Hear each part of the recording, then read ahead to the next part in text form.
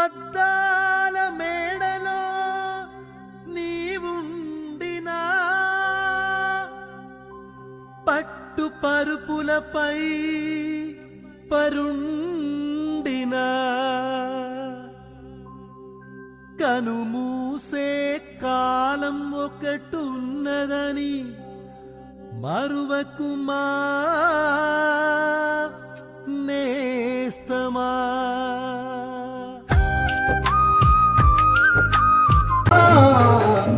ఆరాధనా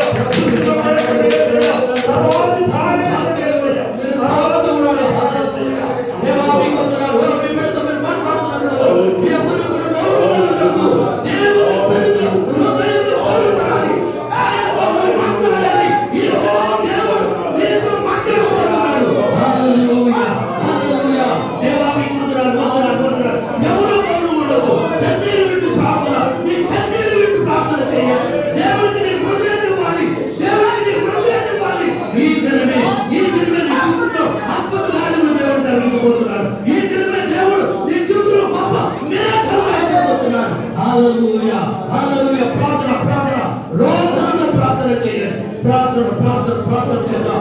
హల్లెలూయా. యేసయ్యా మీకు వందనాలు, పరిశుద్ధుడా మీకు వందనాలు, మహోన్నతుడా మీకు వందనాలు, సమాధిగా మీకు వందనాలు, సమాధానకర్తలు దేవా మీకు వందనాలు. ఇప్పుడే మీ బిడ్డలు కాస్తున్నట్టు మీకు వందనాలు ప్రభువా. ఆత్మ అభిషేకముతో నింపుతున్నారు దేవా. మీ బిడ్డలందరినీ కూడా బలపరిచి స్థిరపరిచి నడిపించి మీరే మహిమాకర్త ప్రభువు ఆరోపించుకోవాలి. యేసు నామమున అడుగుచున్నాము తండ్రి. ఆమేన్.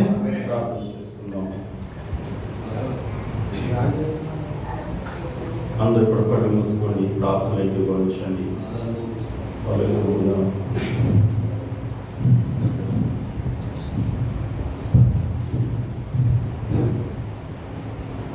అందరూ కళ్ళు మూసుకోండి, గౌరవించుకోండి. Our most graciously Father, thank you Lord for this precious moment, precious time. Lord, thank you for this great privilege. As we glorifying you, exalting you, praising you, Lord, and the so the Lord, yes, the fasting prayers is going on very well and gloriously. As a speaker coming from the East Godavari, eloquent speaker, great speaker, yes, David Rogers, yes, who is going to deliver the word of God. amen. Lord, use him as a great instrument.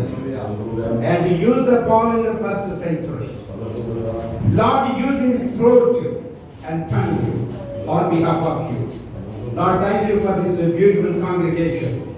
Lord, you bless all the people, all the men of God, all the pastors, all the believers, those who attended to this auspicious occasion, momentous occasion of the fasting prayer meeting.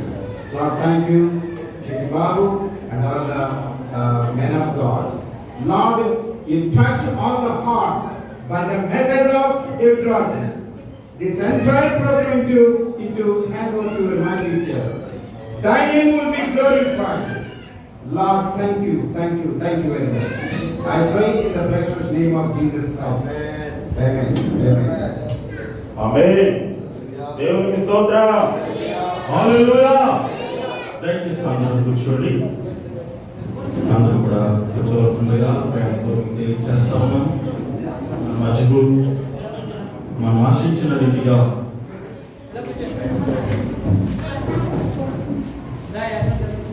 ఎంతో అద్భుతంగా ఘనమైనటువంటి వాక్యాన్ని, బహోన్నతమైనటువంటి వాక్యాన్ని మనకు అందించడానికి దైవజనులు వచ్చి ఉన్నారండి. మరి 2 దినాలుగా చాలా అద్భుతంగా ఉపవాస ఉజ్జీవ ప్రార్థన కూడికలు దేవునికి మహిమకరంగా జరిగినాయి. దేవునికి మహిమ కలుగును గాక. దేవునికి స్తోత్రం. ఈ ఉపవాస ఉజ్జీవ ప్రార్థన కూడికల ద్వారా నేను దీవించబడ్డాను, నా కుటుంబము దీవించబడ్డది, నా సంఘము దీవించబడ్డదని దైవజనులు ఎంతగానో సంతోషిస్తూ ఉన్నారు. అలాగనే మీరు కూడా సంతోషిస్తున్నారని నేను నమ్ముతూ ఉన్నాను. ఎందుకంటే అపాయకరమైన దినాల్లో, దుర్దినాల్లో, భయంకరమైన దినాల్లో మనం ఉంటూ ఉన్నామండి. ఏ సమయంలో ఏమి సంభవించబోతుందో ఎవరికీ తెలియదు. కనుక భయంకరమైన దినాల్లో ఇలాంటి ఉపవాస కూడికలు మనకి చాలా అవసరమై ఉన్నాయి. దేవునికి స్తోత్రం. ఇలాంటి భయంకరమైన దినాల్లో మనకి కూడికలు చాలా అవసరం అండి, చాలా అవసరం. కనుక మన మధ్యలో దైవ సేవకులు మొదటి రోజు ప్రియులు సాగరయ్య గారు ఎంతో చక్కగా వాడబడ్డారు. రెండవ రోజు దినాన్ని బాలరాజయ్య గారు ఎంతో చక్కగా వాడబడ్డారు. ఈ రోజున దేవునికి మహిమకరంగా, మనకందరికీ బ్లెస్డ్, ఆశీర్వాదకరంగా ఈ కూడిక జరగాలని ప్రారంభ ప్రార్థనతో ప్రభాకరయ్య గారు ప్రారంభించినప్పుడు నేను ఎంతగానో సంతోషించానండి, ఎంతగానో సంతోషించాను. అయితే మధ్యలో పాటలు అయిన తర్వాత ఆరాధనకు వచ్చేసరికి మరి సడన్ గా కరెంటు తీసేసరికి నా గుండె చాలా వణికింది. ప్రభువా, అక్కడికి మీకు ముందే చెప్పాను, ఈ ఆరాధన పాట అయ్యేసరికి ఏం రావాలి, వచ్చిందా రాలేదండి? అందరూ చెప్పండి కొట్టండి. దేవుని మహిమపరుస్తూ, దేవునికి స్తోత్రం. తప్పకుండా మనము మాట్లాడిన ప్రతి మాట దేవుడు నెరవేరుస్తూ ఉన్నాడండి. ఆయన మాటే మనం నెరవేర్చలేకపోతున్నాం, తప్పిపోతూ ఉన్నామేమో, కనుక తొలగిపోతూ ఉన్నామేమో, మనకి ఆయనకు అడ్డుగోడలుగా మన పాపాలు వస్తూ ఉన్నాయేమో. ఈ రాత్రికాల సమయంలో మీ అందరూ కూడా సరి చేసుకుని, దిద్దుబాటు చేసుకుని, తేటగా దేవుని రాకడ వరకు, రాజ్యం వరకు సిద్ధపడాలనేటువంటి మంచి ఉద్దేశంతో ఈ యొక్క ఉపవాసపు జీవ ప్రార్థన కూడికలు ప్రియులు, దైవజనులు, స్థానిక సంఘ కాపర్లు, మరి తారా కృపదాసయ్య గారి యొక్క మందిరంలో పెట్టడానికి దేవుడు కృప చూపించాడు. నిజంగా ఈరోజు వారి సంఘ బిడ్డలు, మరి సంఘ పెద్దలు, అలాగే వారి స్నేహితులు, కిరణ్ బాబు గారు, ఇంకా చాలా మంది, రమేష్ గారు, ఇలా చెప్పుకుంటే చాలా మంది చాలా విధాలుగా బ్యాక్ సపోర్ట్ అన్నమాట. బ్యాక్ సపోర్ట్ అంటే వెనుకుండి సహాయం చేసి నడిపించినటువంటి వారిని బట్టి కూడా మనం ప్రార్థించవలసిన వారమై ఉన్నాం. దేవునికి స్తోత్రం. హల్లెలూయా. కనుక సమయంలో దేవుని యొక్క వాక్యాన్ని చదువుకుని మనము దైవజనులకి సమయం ఇద్దాం. మన మధ్యలోనికి మరి ప్రియులు చాలాసేపు అయింది వచ్చి మరి మన కోసం ఎదురు చూస్తా ఉన్నారు. అంతర్జాతీయ సువార్థికులు ఆయా దేశాల్లో అద్భుతమైనటువంటి వర్తమానం అందించి మన వద్దకు వచ్చారు. రాత్రికాల సమయంలో మీకు తెలియజేయబడింది. కనుక వారు చాలా అద్భుతంగా దేవుడు వారు వాడుకును కాక, దేవుడు వాడుకుంటేనే అద్భుతంగా వాడబడతామండి ఏదైనా సరే. కనుక ఈ రాత్రికాల సమయంలో వారు వాడబడుతున్న దేవుని చేతిలో పాత్రగా పనిముట్టుగా వారి కొరకు మనం ప్రార్థించాలి. అలాగే వారి వాక్యమునకు మూలాంశంగా ఇవ్వబడినటువంటి వాక్య భాగాన్ని మనం చదువుకుందాం. పరిశుద్ధ గ్రంథము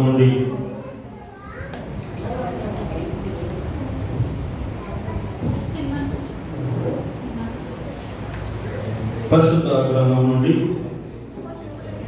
కొరింథీయులకు రాసినటువంటి అపోస్తలుడైన పౌలు గారు కొరింథీ సంఘానికి రాసినటువంటి 2వ లేఖ 3వ అధ్యాయము 16వ వచనం నుండి 18వ వచనం వరకు, 4వ అధ్యాయము 1 నుండి 6 వచనాల వరకు మన మధ్య ఉన్నటువంటి ప్రియులు దేవుని యొక్క దాసులు రమేష్ గారు వచ్చి వాక్యలేఖన భాగాన్ని చదివించాలని ప్రేమతో ఆహ్వానిస్తూ ఉన్నాం. దేవునికి స్తోత్రం. హల్లెలూయా. 3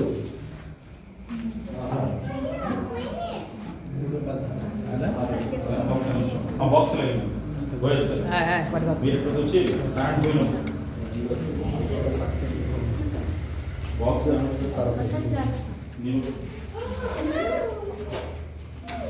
అక్కడ తీసి ఇక్కడ నేను తీస్తాను.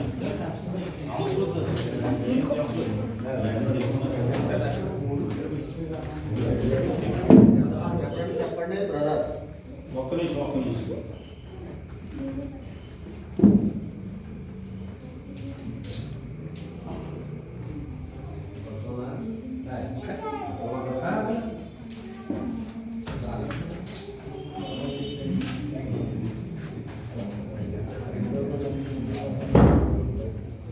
దేవునికి స్తోత్రం.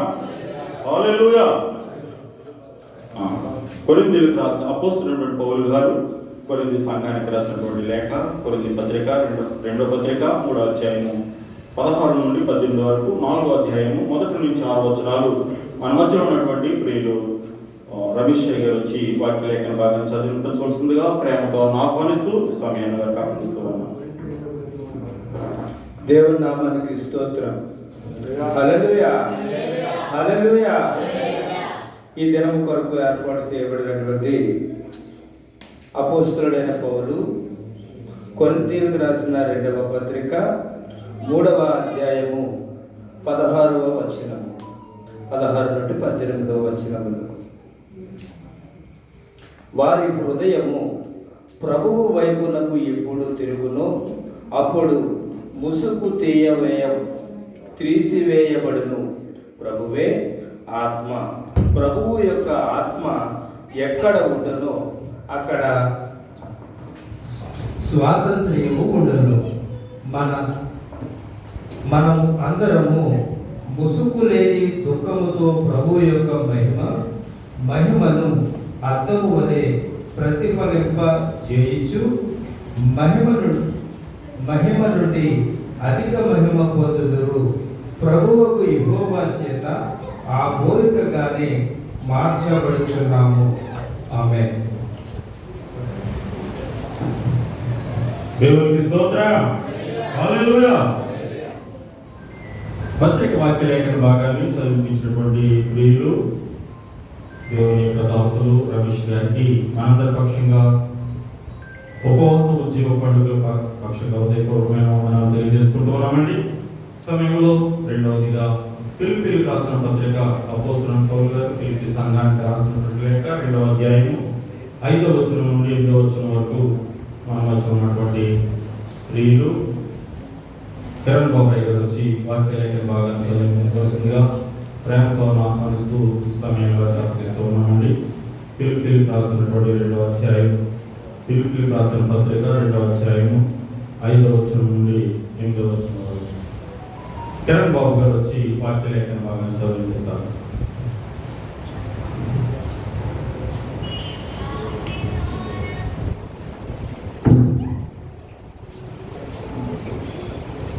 ఫిలిప్పీయులకు రాసినటువంటి పత్రిక 2వ అధ్యాయము 3 నుండి 5వ వచనం వరకు చదువుకుందాం. కక్ష చేతలేను, వృధాతిశయము చేతలేను,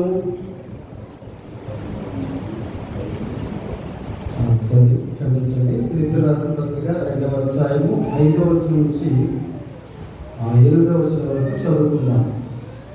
క్రీస్తు యేసునకు కలిగిన ఈ మనస్సు మీరును కలిగి ఉండి, ఆయన దేవుని స్వరూపము కలిగిన వాడై ఉండి దేవుడితో సమానంగా ఉండుట విడిచిపెట్టకూడని భాగ్యమని ఎంచుకొనలేదు కానీ మనుషుల పోలికగా పుట్టి దాసుని స్వరూపము ధరించుకుని తనను తానే రిక్తికునిగా చేసుకును. మరియు ఆయన ఆకారముందు మనుషుడిగా కనబడి మరణము పొందినంతగా, అనగా శిలువ మరణము పొందినంతగా విధేయత చూపిన వాడి తను తాను తగ్గించుకును. దేవుడి వాక్యము దీవించును గాక. ఆమేన్.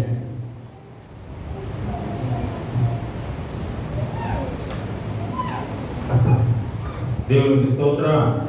హల్లెలూయా. వాక్య లేఖన భాగాన్ని చదివించినటువంటి ప్రియులు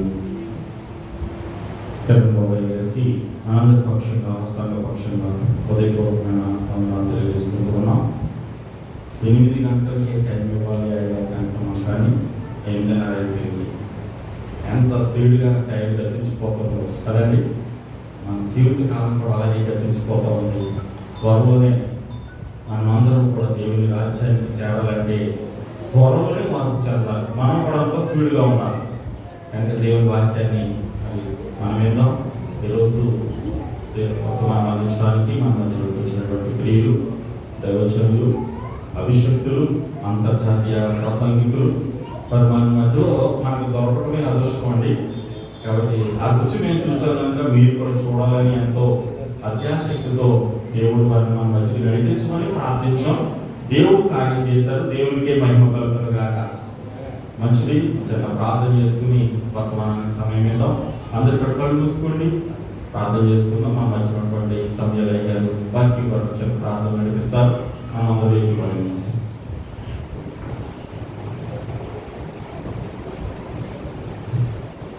ప్రార్థించుకున్న అందరూ కూడా దేవుని వైపు చూస్తూ ఆయన మనకి బయలుపరిచే ఆ మాటలు వినాలని ఒక ఉద్దేశం కలిగి మరి మాట్లాడుతున్నది దైవజనులు కాదని ప్రభువే మాట్లాడుతున్నాడని మన మనసులంతా కూడా ప్రభు వైపు తిప్పాలని ఈ ప్రార్థనలో ఏకీభవించాలని మనసారా కోరుకుంటున్నాను. మమ్మల్ని మిక్కిలిగా ప్రేమించిన మా ప్రియ పరలోకపు తండ్రి, ప్రభువానికి వందనాలు, స్తుతులు, స్తోత్రాలు ఆయన. మరి మొదటి రోజు కూడిక ఎంతో ఘనంగా జరిపించారు. రెండవ రోజు కూడిక కూడా ప్రభావ మీ మహిమార్థంగా జరిపించారు. అందరూ స్తుతులు, స్తోత్రాలు ఆయన. మరి దేవుడు జరిగారు.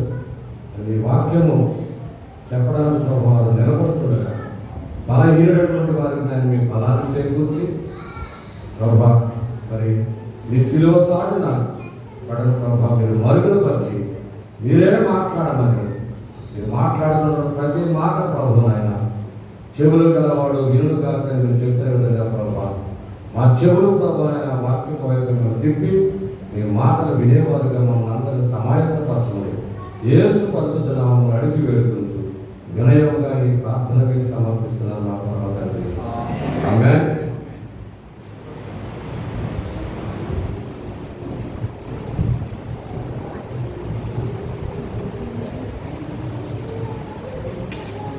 దేవునికి స్తోత్రం. హల్లెలూయా. ప్రార్థనలో నడిపించినటువంటి దైవజనులు సామ్యుయేలు గారికి మనందరి పక్షంగా ఈ ఉపవాస ఉజ్జీవ ప్రార్థన పండుగల పక్షంగా హృదయపూర్వకమైన వందనాలు తెలియజేసుకుంటున్నాం. మీ అందరికీ వందనాలండి. మనసు పెట్టి శ్రద్ధగా మీరు అందరూ దేవుని వాక్యం వినాలి, ఆశీర్వదించబడాలి, దీవించబడాలని ప్రేమతో అందరినీ కోరుకుంటూ ఆ మధ్యలో ఉన్నటువంటి దైవజనులకి ప్రియులు దైవజనుల సమయాన్ని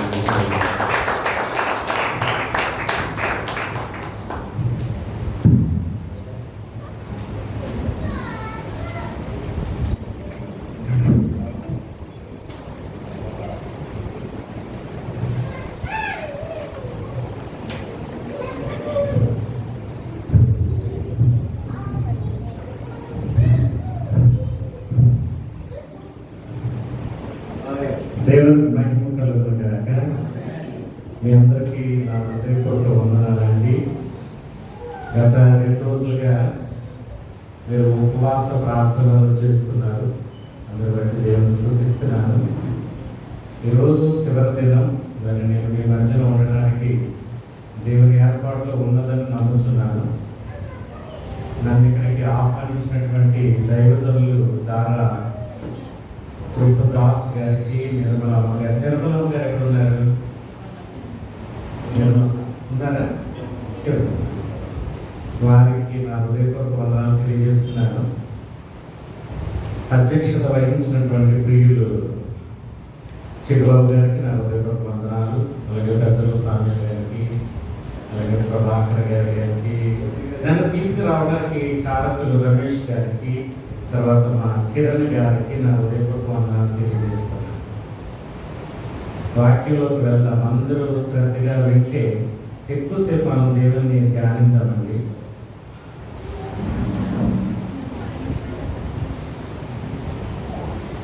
తెలుగులో అందరూ జాగ్రత్తగా వినాలి.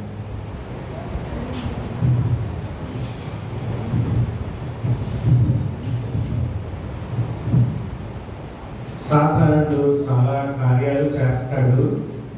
దేవుని పరిచర్య జరగకూడదని రకరకాలుగా వాడు ప్రయత్నాలు ఉంటాయి. ఏదున్నప్పటికీ కూడా గెలిచేవాడు మన దేవుడే. దేవుడు మహిమ కలుగును గాక. దేవుడు మన మధ్యలో ఉన్నాడని మీరు నమ్ముతున్నారా?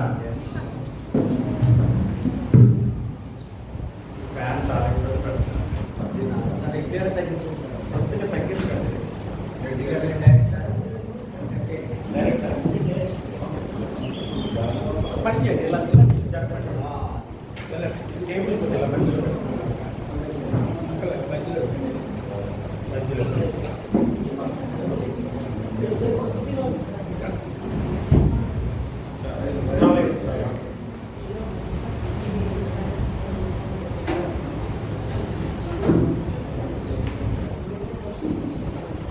చాలా సంతోషం అండి. చాలా ప్రాముఖ్యమైనటువంటి సమయానికి వచ్చాం. ఈ సమయం దేవునిది. దేవుని సమయాన్ని దేవునికి ఇచ్చేద్దాం. ఎంతవరకు మన సమయాలు అయిపోయినాయి. దేవుని సమయానికి మనం తల వంచినట్లయితే ఆయన గంభీరంగా మీ మధ్యలో మాట్లాడాలని ఆయన ఇష్టపడుతున్నాడు. నేను మహిమ కలుగుగాక. ప్రియ దేవుని పెట్టారా? దేవుని ప్రణాళికలో మీరు ఉన్నారని నమ్ముతున్నారా? చెప్పండి. దేవుని ప్రణాళికలో ఉన్నాము అంటే కనుక మనము దీవించబడిన వారము, ఆశీర్వదించబడిన వారు. ఆమేన్. ఇక్కడ దేవుడు చాలా చక్కగా మర్మముగా దాగినట్టుగా తనను తాను దాచుకుని బయటపరిచేవాడుగా ఉన్నాడు. మనది తనను తాను దాచుకుంటూ తనను బయటపరుచుకునేవాడిగా ఉన్నాడు. ఎలాగూ అంటే గడ్డి పరకలోనికి జీవం వస్తుంది. ఆ జీవం వెనకాల దేవుడు ఉన్నాడు. ఆమేన్. ప్రతి దానికి ఒక ఉద్దేశము, ఒక ప్రణాళిక, ఒక ప్లానింగ్ దేవుడికి ఉంది. ఆమేన్. మీరు ఈ లోకమునకు రాకముందు మీరు ఎక్కడ ఉన్నారు అన్నది ఆలోచించాలి. మీరు వచ్చిన తర్వాత ఎందుకు వచ్చారు అన్నది కూడా ఆలోచించాలి. మీరు రేపు మీ ప్రక్క వాళ్ళు చాలా మంది వెళ్ళిపోతున్నారు, మీరు కూడా వెళ్ళిపోవాలి. ఎక్కడికి వెళ్ళాలి అని ఈ మూడు ఆలోచనలు కనుక మనకి తెలిసినప్పుడు ఖచ్చితంగా దేవుడు ఉన్నాడని నమ్మడానికి మనం ఇష్టపడతాము. ఆమేన్. దేవుడు గంభీరుడు, మహోన్నతుడు, కరుణా సంపన్నుడు, ధీరుడు, జాలి పడేవాడు, ఆదరించేవాడు, బలపరిచేవాడు, దీవించేవాడు, మనతో కలిసి కన్నీరు కార్చే దేవుడిగా ఉన్నాడు మన దేవుడు. ఆమేన్.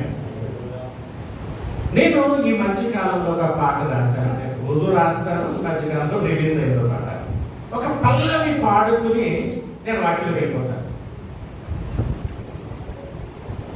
నీతో నడిచే కాలం అది కాలమేనయ్యా, నీతో గడిపే రోజు అది రోజేనయ్యా, నీతో నడిచే కాలం అది కాలమేనయ్యా, నీతో గడిపే రోజు ఉందంటే వస్తున్నాయా? కూర్చున్న తర్వాత పాడుతుంది కదా. సరే కదా. నీతో నడిచే కాలం అది కాలమేనయ్యా, నీతో గడిపే రోజు అది రోజేనయ్యా, నీ ముఖ కాంతిలో అదే కాంతిలో, నీ ముఖ కాంతిలో అదే కాంతిలో ఆశలు నీతో తీర్చుకుంటూ నా మనసులు నీతో పంచుకుంటూ యేసయ్యా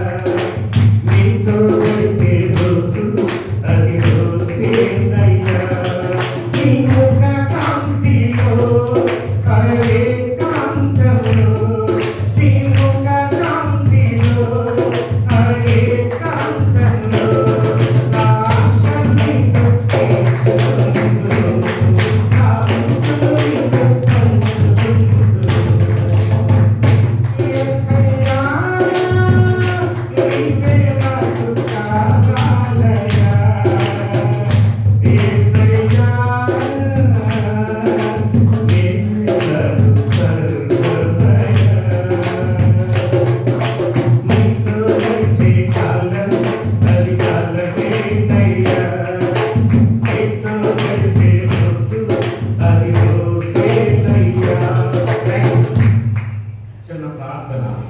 మహాపరిశుద్ధుడ, మహోన్నతుడ, గొప్ప దేవ, నీ సన్నిధానానికి వచ్చి ఉన్నాం ప్రభా. దేవా, నీతో నడవాలని ఉద్దేశంతో నీ సన్నిధికి చేరువచ్చామయ్యా. అయ్యా, ఈ భూమిపై ఒక అర్థవంతమైనటువంటి జీవితాన్ని జీవించడానికి చూపయ్యా.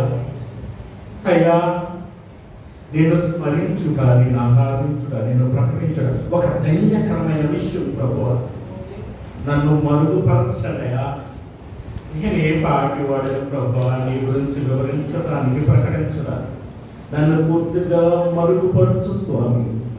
మిమ్మల్ని మీరే బయలుపరచుకోమని నాయన ఈ బిడ్డలు ఎందుకు పిలిచారో మాకు తెలియదు, కానీ నూతనమైనటువంటి నాయన విషయాలు ప్రభావితో మాట్లాడి మరింపమని యేసు నామములో వాక్యము ప్రారంభిస్తున్నాము తండ్రి. దేవుడు మహిమ కలుగును గాక. 2 విషయాలు మీరు వాక్యము ద్వారా తెలుసుకున్నారు. మనం త్వరగా కొన్ని విషయాలకు వెళ్ళిపోదాం. పాఠం పేరు దేవుడే తెరను తొలగించెను. దేవుడే తెరను తొలగించెను. తెర ఏంటి? తెర గురించి కొంతమందిగా ధ్యానించినట్లయితే ఒక మర్మమైన విషయాన్ని అపోస్తలుడు పౌలు 1 తిమోతి 3:16లో రాస్తున్నాడు. ఎవరైనా బైబిల్ చదివారు ఒకసారి మైక్ తీసుకోండి, చెప్పినప్పుడల్లా మీరు చదవండి, నాకు సాయంగా ఉంటుంది. నిరాక్షేపంగా చదవండి. దైవభక్తిని కూర్చున్న మర్మము గొప్పదైనది. ఆయన సశరీరుడుగా ప్రత్యక్షమయ్యను, ఆత్మవిశ్వను నీతిపరుడని తీర్పునందెను. దేవదూతలకు కనబడెను, దేవదూతలకు కనబడెను. రక్షకుడని జనములో ప్రకటింపబడెను, రక్షకుడని జనములో ప్రకటింపబడెను, జనములలో ప్రకటించబడెను, లోకమందు నమ్మబడెను, లోకమందు నమ్మబడెను, నమ్మబడెను. ఆరోహణుడై, ఏమండి? ఆరోహణుడై, ఆరోహణుడై తేజోమయుడాయెను. మంచిది. ఇక విషయం నేను తీసుకుంటాను బలమైన కారణం ఏంటంటే, చాలా మంది చిన్నపాటి పొరపాట్లు ఉన్నారు. దేవుడు అంటే చాలా మందికి ఇష్టం. దేవుడు అంటే చాలా మందికి ఇష్టం. భక్తి చేయడం అంటే చాలా మందికి ఇష్టం. కానీ భక్తిలో 2 కోణాలు ఉన్నాయి. ఒకటి భక్తి, భయం కలిగిన భక్తి ఉండాలి,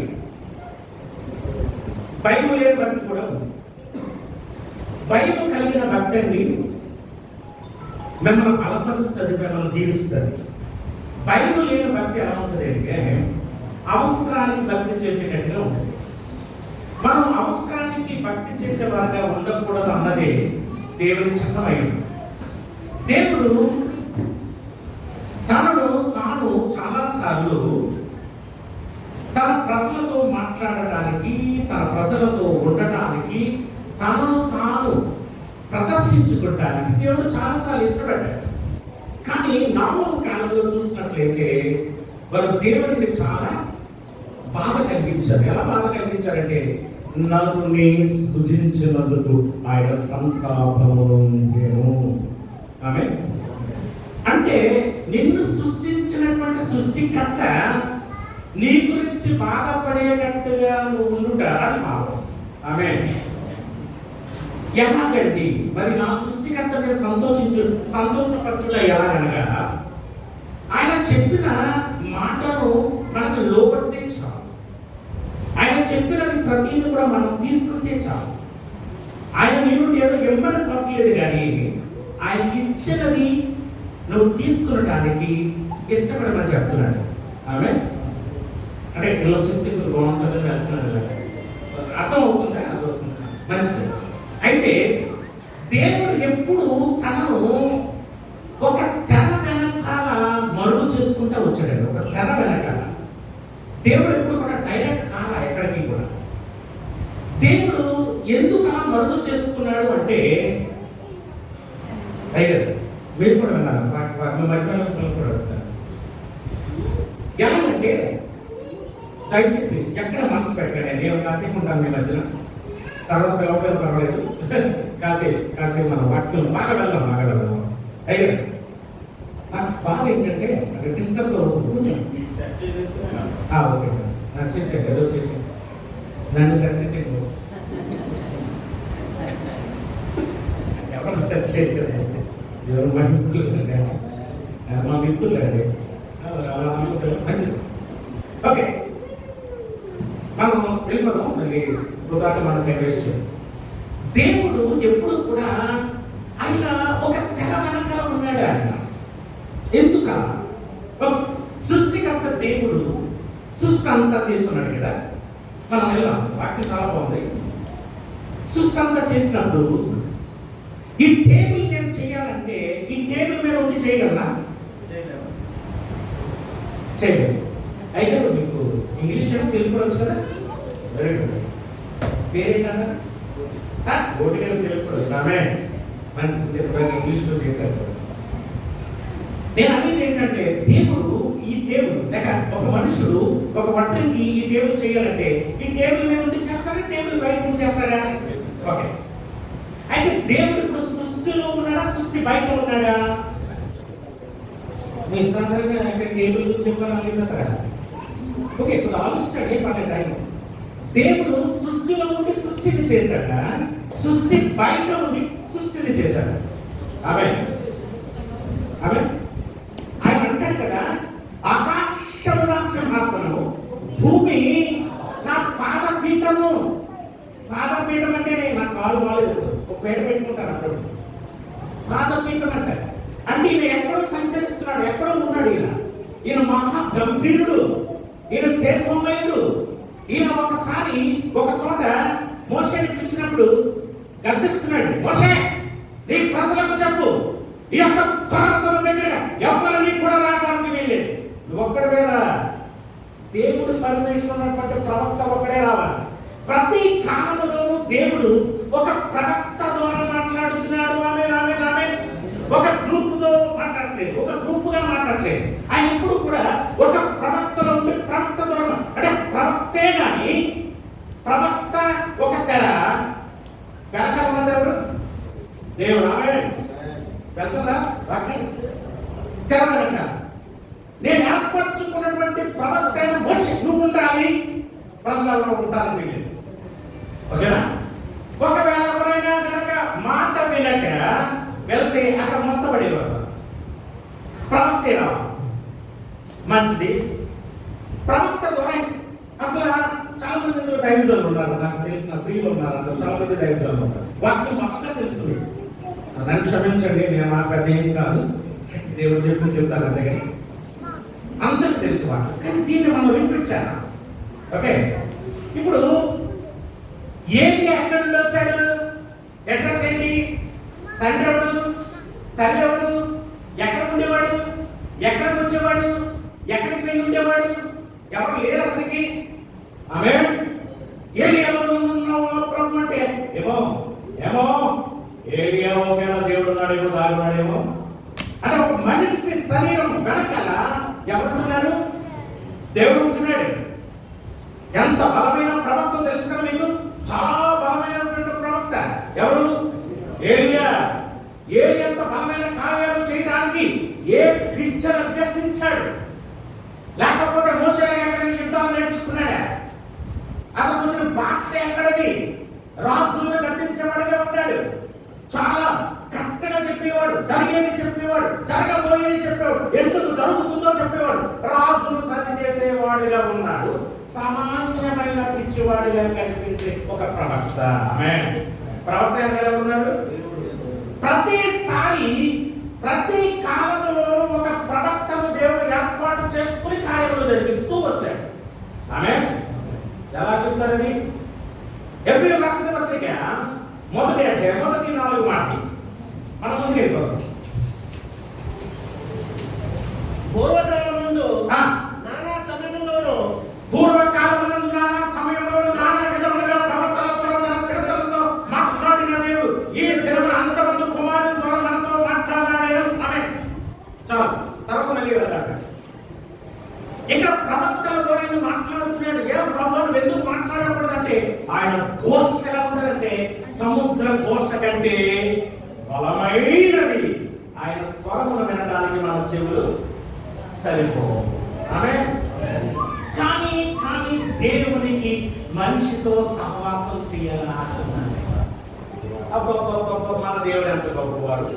ఒక ఎందుకు పనికిరానటువంటి ఒక మానవునితో దేవుడు ఉండటానికి ఇష్టపడుతున్నాడు. కారణం ఏమనగా మనుష్యుడు ఆయన దృష్టిలో మంచివాడని అర్థం. కారణం ఏంటంటే వాడికి మార్పు చెందడానికి అవకాశం ఇస్తే మార్పు చెందుతాడని దేవునికి తెలుసు. ఆమేన్. మరి ఎలా దేవదూతలైతే స్వభావం కలిగి లేరు, అలాగ స్వభావం కలిగి ఉన్నట్లయితే లూసిఫర్ ఎప్పుడో మార్చుకున్నాయి. అదే వాడు మారడు, కానీ మనమైతే మారుతాం. కానీ ఇక్కడ 2 రకాల కార్యాలు జరుగుతున్నాయి. లోకంలో నశించిపోయేవారు ఉన్నారు, లోకం నుండి ఏర్పరచబడిన వారు కూడా ఉన్నారు. అయితే మనం ఏ గుంపులో ఉన్నాం అన్నది మనం చూసుకోవాలి. ప్రియ దేవుడు పెట్టారా, ఇక్కడ అన్ని సందర్భాల్లోనూ దేవుడు ఏదో రకంగా మానవులతో మాట్లాడటానికి ఇష్టపడుతున్నాడు. సముద్ర ఘోషలో ఉన్నాడా, సుడి గాలిలో ఉన్నాడా, మేఘంలో ఉన్నాడా, సూర్యుడిలో ఉన్నాడా, చంద్రుల్లో ఉన్నాడా, ఎక్కడున్నాడు? చిన్నప్పుడు నేను బాగా చిన్నప్పుడు షాప్కి వెళ్తూ ఆ సాయంకాలం కూడా చందమామను చూసేవాడిని. మీరు చూసుకుంటారులేండి, పెద్దలు కథలాగా అంటే నేను చందమామను చూసి మళ్ళీ ఇంటికి వచ్చి మాకు ఇవ్వాల్సిన సామాన్లు ఇంట్లో ఇచ్చేసి మళ్ళీ మా కిటికీలో చూసేవాడిని. చందమామ ఇక్కడే ఉన్నాడు ఆమె, కానీ చందమామ అక్కడే ఉన్నాడు, నేనే తిరుగుతున్నాను. ఏంటి మార్కెట్కైనా ఇంటికైనా. ఒకసారి నేను ఏం చేశానంటే చిన్నప్పుడు సైకిల్ పట్టుని మా అమ్మ నాన్న ఎప్పటికీ చెప్పకుండా చాలా వేగంగా వెళ్ళిపోతాను. కారణం ఏంటంటే అది ఆకాశం దిగులు పట్టుకుందాం ఆమె, కానీ అక్కడికి వెళ్తే అయ్యో చెప్పండి లేదు. ఈ అనుభవం చాలా మందికి ఉంటాయి కదా. తర్వాత బస్సు ఎక్కినప్పుడండి, నేను బస్సు ఎక్కినప్పుడు ఇప్పుడైతే బస్సు ఎక్కట్లేదు అనుకోండి, మీరు ఎక్కుతారండి కానీ నడుస్తారు. బస్సు ఎక్కినప్పుడండి ఆ చెట్లు అప్పుడు చూస్తూ ఉండండి, చెట్లు ఎక్కిపోతా ఉంది అండి. అదే నేను మర్చిపోయాను. ఏంటది? ఏం మర్చిపోయాను? చెట్లు వెనక్కి నేనే వెళ్ళిపోతున్నాను. ఆమె లోకము దేవుణ్ణి దాటిపోవటానికి ఇష్టపడుతుంది, కానీ దేవుడు నిన్న నేడు నిరంతరము ఏకరీతిగానే ఉన్నాడు.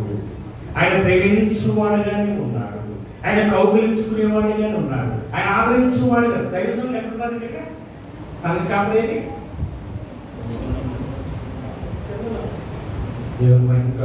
మంచిది. దేవుడు ప్రతి కాలంలో దేవుడు కనుక పనిచేస్తున్నాడు. ఆయన ఏకరీతిలో ఉన్నాడు. ఏమండి శరీరంలో దేవుడు ఉండాలని ఆశపడ్డాడు. శరీరంలో దేవుడు ఉండాలని ఆశపడితే ఎలా కుదురుతుంది? ఆయన ఆత్మస్వరూపి, ఆయన పాదపీఠమే భూమి, ఆయన సింహాసనమే ఆకాశం. ఆయన ఏ గ్రహంలో ఉంటున్నాడో ఎక్కడ ఉంటున్నాడో నాకు తెలియదు. అంత గంభీరుడి దగ్గర మనలోకి రావడం అంటే సాధారణమైన విషయం కాదు. కానీ నేను వెళ్ళే ముందు సామెతలకి 8వ అధ్యాయము, సామెతలు 8వ అధ్యాయము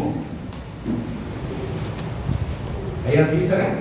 నాకు త్వరగా వెళ్ళట్లేదు.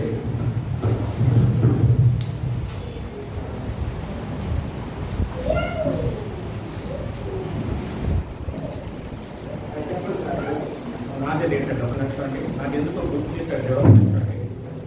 సామెతలు 8 తీసిన తర్వాత ఇక్కడ ఆయన పరిచయం చేసుకున్నాడు, ఒక విధంగా పరిచయం చేసుకున్నాడు. ఎలా చేసుకున్నాడు చూద్దాము. చూడండి ఇక్కడ 23 చదవండి. 22 పూర్వకాలం ముందు తన సృష్టిలో తన కార్యంలో ప్రధానమైన దానిగా యెహోవాను కలగజేసెను. ఎవరు కలగజేశాడు? ప్రశ్న.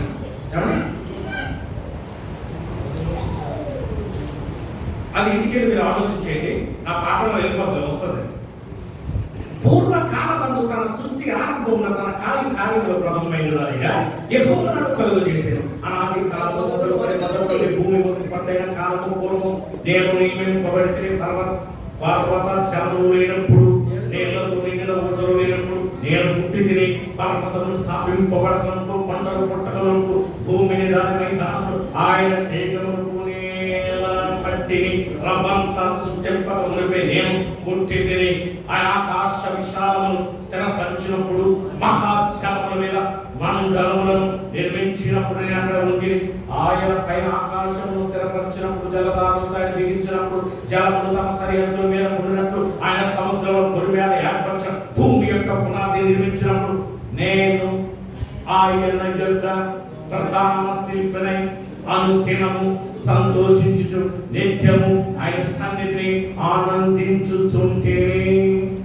ఆయన కలిగేసిన పరలోకమును బట్టి సంతోషించు నరులను చూసి ఆనందించుచుంటేనే. ఏమి వాక్యం అండి! హల్లెలూయా, హల్లెలూయా. ఇతడు ఎవరో ప్రత్యేకంగా ఉన్నాడు. ఈయన బట్టి ప్రత్యేకంగా ఉన్నాడు. ఈయన శిల్పిగా ఉన్నాడు. ఈయన ఆకాశంలో భూమి సృష్టించక మునిపే ఈయన ప్రధానమైనటువంటి వాడిగా ఉన్నాడు. ఆయన ఎవరో కాదు, శబ్దం. హల్లెలూయా. ఒక శబ్దమై ఉన్నాడు. ఆయన ఒక వాక్ అయి ఉన్నాడు. అందుకే మీరు పాత నిబంధన గ్రంథము చదువుతున్న ప్రతి చోట యెహోవా వాక్కు, యెహోవా వాక్కు, యెహోవా వాక్ అని పిలువబడతాయి. యెహోవా వాక్కే యేసు. హల్లెలూయా. దేవుని మహిమ కలుగుగాక. యెహోవా వాక్కే యేసు. మంచిది, మంచిది. యోబు అనుకున్నాడు కదా, నేను దేవుని యందు భయభక్తులు కలిగి ఉండాలి. ఒక సృష్టికర్త ఉన్నాడు, ఆయనకు నేను భయభక్తులు కలిగి ఉండవలసినదే. నేను మంచి కార్యములు చేయవాడుగా, నీతిమంతులుగా, యథార్థవంతులుగా ఉండాలి. ఆయన చెప్పిన ప్రతి కార్యం చేయాలని ఆలోచన చేసినటువంటి యోబు దేవునితో స్నేహితుడిగా కొన్ని చాలా చక్కటి సంభాషణ చేస్తున్నాడు. యోబుతో దేవుడు ఎలా మాట్లాడాడండి మీకు తెలుసా? యోబుతో దేవుడు ఎలా మాట్లాడాడు? అయ్యా ఎవరు చెప్పండి. ఇన్నిసార్లు చదివారు కదా యోబు గురించి. 38:1 ఏముంది యోబు? 31. అప్పుడు యెహోవా సుడిగాలిలో నుండి, ఆమేన్. అప్పుడు యెహోవా సుడి గాలిలో నుండి ఇలా ప్రత్యక్షమించాడు. చాలు. అంటే సుడి గాలిలో యోబుని కలవడానికి వచ్చాడు. ఇవాళ సుడిగాలి వచ్చిందా? సుడిగాలి వచ్చిందా? సుడిగాలి వస్తే ఒక ఎవరు వచ్చాడేమో. ఆమె వర్షం పడినప్పుడు మీకు నామం గుర్తుకు రావాలి. వర్షం వచ్చినప్పుడు నామం గుర్తు రావాలి. సముద్రం చూసినప్పుడు, చిప్పు చూసినప్పుడు మనకు ఎవరు గుర్తుకొస్తారు? నామం గుర్తుకొస్తాడు. ఎందరో చూసినప్పుడు ఎవరు గుర్తుకొస్తారు? నామం గుర్తుకొస్తాడు. ఒక పర్వతాన్ని చూసినప్పుడు ఎవరు గుర్తుకొస్తారు? మోషే గుర్తుకొస్తాడు. సృష్టిలో మనం చూడాలి, ప్రవక్త ద్వారా మాట్లాడిన ప్రతి మాట మనం జ్ఞాపకం చేసుకోవాలి. ఇలా బస్సులో వెళ్తుంటే బస్సులో వెళ్ళిపోతున్నా చెట్లు దేవుడు అక్కడే మోసం వెళ్ళిపోతాడు, యోబు వెళ్ళిపోతాడు, అందరూ వెళ్ళిపోతారు. కానీ ఆయన అప్పుడే ఉంటాడు.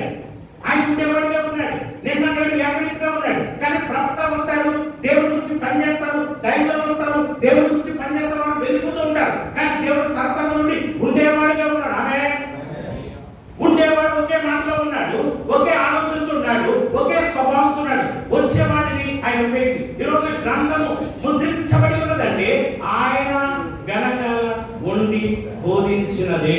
ఆమె ప్రతిదీ కూడా దేవుని మాటగా ఉన్నది. యోబు ఏమంటాడో చూద్దాం. 9వ అధ్యాయము యోబు 9. ఇక్కడ కొన్ని మాటలు మనం చూసుకుని వెళ్ళిపోదాం.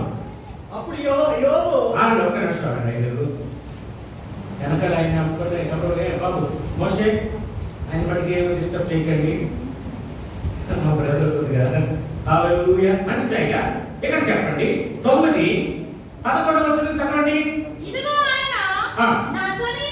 ఓకే, ఒక మాట తల్లి మనం పైన చదువుదామా? పైన చదువుదామా? 8 చదువుదామా?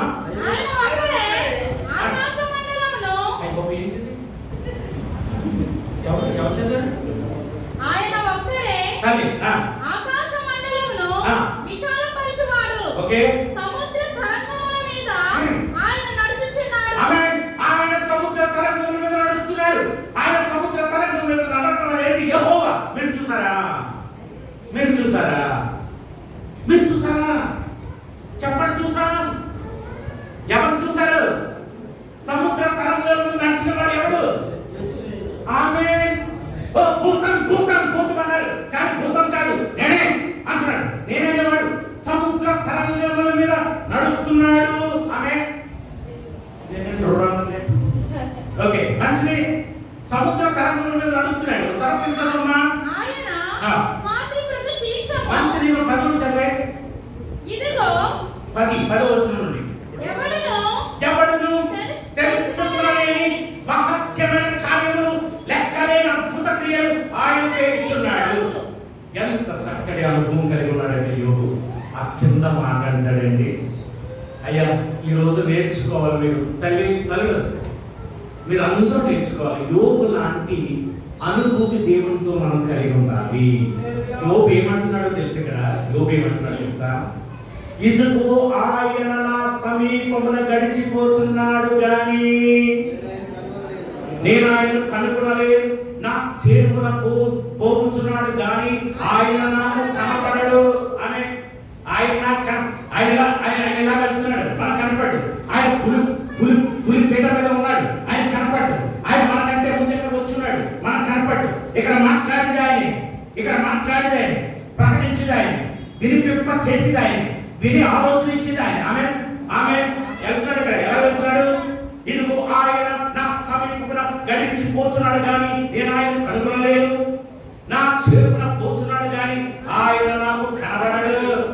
ఆయన్ని పట్టుకున్న పోగా ఆయన దగ్గరవాడేవాడు. ఏమనుకోండి, ఏమనుకోండి. 139 అంటాడు దావీదు, నా పడకయు నడకయు నువ్వు నీకు ఎరిగినావు. నాకు తలంపు పుట్టక ముందే నా తలంపులన్నీ నువ్వు ఎరుగున్నావు. నేను ఆకాశం ఎక్కినాను, అక్కడ నేనున్నావు. పాతాళంలో పొందుకున్నాను, అక్కడ ఎక్కువ రెక్కలు కట్టుకుని నేను ఎక్కడ ఎగిరిపోయాను, అక్కడ నువ్వు ఈ చెయ్యనన్ను పట్టుకుని. ఏమనుభవం అంటే హల్లెలూయా. దేవుడు సర్వములో ఉన్నాడని భక్తులు చెప్తున్నారు. పడక గదిలో అంటాడు, నా పడక నడక పరిశీలిస్తాడట. నా చేరువును వెళ్ళిపోతాం, నేను పట్టుకోవాలనుకున్నాను కానీ నిన్ను పట్టగలవాడెవడు? ఈ అనుభూతి మనకుందా? ఈ ఆలోచన మనకుందా? అయితే నువ్వు పాపం చేయలేవు, నువ్వు మోసం చేయలేవు, నువ్వు నీతి యథార్థవంతులుగా జీవించగలవు. యోబు నీతిమంతులుగా జీవించడానికి బలమైన కారణం ఈ అనుభవమే. ఎలాంటి అనుభవం? ఆయన నా పక్కన వస్తున్నాడు, నా ముందు వస్తున్నాడు, నా చేరువులో వెళ్ళిపోతున్నాడు అంటున్నాడు. హల్లెలూయా. సుడిగాలిలోంచి దేవుడు మాట్లాడుతున్నాడు. అంటే యోబుతో మాట్లాడాలి అంటే దేవుడు సుడి గాలిని తెరగా ఉంచాడు. హల్లెలూయా. ఒక సుడి గాలిని తెరగా ఉంచి ఆయన సంభాషించడం చూస్తున్నాడు. సుడి గాలి వచ్చినప్పుడు ఎలా యోబు అనుకుంటున్నాడు, నా ప్రభు ఇక్కడే సంచరిస్తున్నాడు. హల్లెలూయా. ఒకరోజు మేడగదిలో భయంకరమైన సుడిగాలి వచ్చింది. ఏమొచ్చింది? సుడిగాలి వచ్చింది. వారందరూ కూడా వాక్శక్తి కలిగిన వారై, ఆత్మతో అభిషేకించబడిన వారై, వారు అనేక రకమైన భాషలతో దేవుని కనపరిచి ఉన్నారు. కారణంగా వారికి వచ్చి ఉన్నది దేవుని తెర వెనుక ఆయన సుడిగాలి ద్వారా ఆత్మ వారిపై కుమ్మరించెను. హల్లెలూయా. యోబు అంటున్నాడు కదా, ఎంత అనుకున్నటువంటి యోబు ఒక మాట అంటున్నాడు. ఏమంటున్నాడు తెలుసా? యోబు చక్కటి మాట అంటున్నాడు. 10 చూడండి, 10వ వచనం. ఆయన పట్టుకొని పోగా అయిపోయింది. ఇక్కడ దేవుని కోపము చల్లారదు. 9 చూసాం కదా మనం. 14:4 ఏముంది? సముద్రము వలన లేదు. యోబు 14:4 ఏముందంటే పాప సహితుడు నుండి పాపరహితుడు పుట్టగలిగిన ఎంత మేలు. ఆమె ఎప్పుడు పుట్టలేదు. పాప సహితుడు పాపరహితుడు ఎవరెంత వరకు పుట్టలేదు. పుట్టగలిగిన ఎంత మేలు. ఇంకో మాట ఏమంటాడు తెలుసా? అలాగే ఎవడో పుట్టలేడు. నరుడు ఆయుష్కాలము పరిమితి కలది. ఇంకా చాలండి, ఇవన్నీ అవసరం లేదు నాకు. నేను చెప్పబోయేది ఏంటంటే 9:33 ఏమంటున్నాడు చూద్దాం. 9:33 ఇద్దరి మీద ఆ. చెయ్యొచ్చుదగిన ఆ. మధ్యవర్తి మాకు లేడు. అబ్బబ్బా, మా ఇద్దరి మీద చెయ్యవచ్చదగిన మధ్యవర్తి మాకు లేదు. ఆయన చాలమ్మా. నీతిమంతుడైనటువంటి వాడు దేవుడికి ఒక రిక్వెస్ట్ పెట్టాడు. ఆ రిక్వెస్ట్ ఏంటంటే పాప సహితుడిలో నుంచి పాపరహితుడు పుట్టగలరా?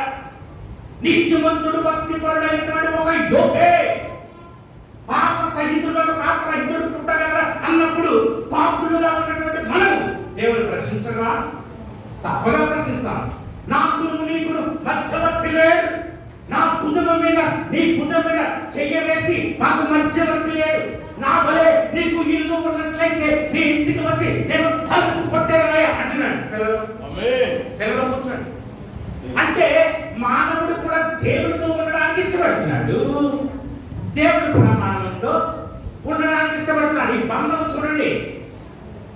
దేవుడు కనిపించకపోయినా దేవుడు వెతికే మానవుడు ఉన్నాడు. ఇక్కడ సుడిగాల్లో చూస్తున్నాడు దేవుణ్ణి, అగ్ని స్తంభంలో చూస్తున్నాడు దేవుణ్ణి. కనపడ్డాడు కానీ చూస్తున్నాడు. కొంతమంది కనిపించడం చూడలేని పరిస్థితి, కానీ వారికి గుడ్డుదనం కలిగింది. కానీ మనకైతే గుడ్డుదనం లేదు. మనకు రక్షణ ఎవరి వల్ల కలుగుతుందో మనకు తెలిసిపోయింది. మన నిమిత్తం ఎవరు రక్తంలో చిందించారో మనకు తెలిసిపోయింది. మన నిమిత్తం ఎందుకు వచ్చాడో మనకు తెలిసిపోయింది. మళ్ళా ఎందుకు వస్తాడో కూడా మనకు తెలిసిపోయింది. ఇంకా పాపమా, ఇది దారుణం. వాటిని తెలియక చేస్తున్నాడు. మనం తెలిసి చేస్తున్నామా? దేనికి క్షమాపణ లేదు. పాపరహితులోని ఏమంటాడమ్మా? పాప సహితులను పాపరహితుడు పుట్టగలిగిన మేలు. దేవుడు మహిమ కలుగును గాక. దేవుడు ఏమి ఇస్తాడో తెలుసా మీకు? Hebrew 4:15. Hebrew 4:15. మన ప్రధాన యాజకుడు మన బలహీనతయందు మనతో 4:15 చదువుతున్నామా? మన ప్రధాన యాజకుడు మన బలహీనతయందు మనతో సహానుభవం లేనివాడు కాదు కానీ సమస్త విషయంలోనూ మన వల్ల శోధింపబడి ఆయన పాపము లేని వాడిగా ఉండెను కనుక ఆయన కనికరింపబడి ఏమన్నాడు? సమయోచితమైన సహాయము కొరకు కృప పొందుటకు ధైర్యముతో కృపా సత్యములతో చేరుదుము. ఇప్పుడు పుట్టేశాడండి ఎవడు? పాప సహితుడులోని పాపరహితుడు వచ్చాడు. హల్లెలూయా, హల్లెలూయా. యోబు ప్రతిమస్ పెట్టాడు దేవుడికి.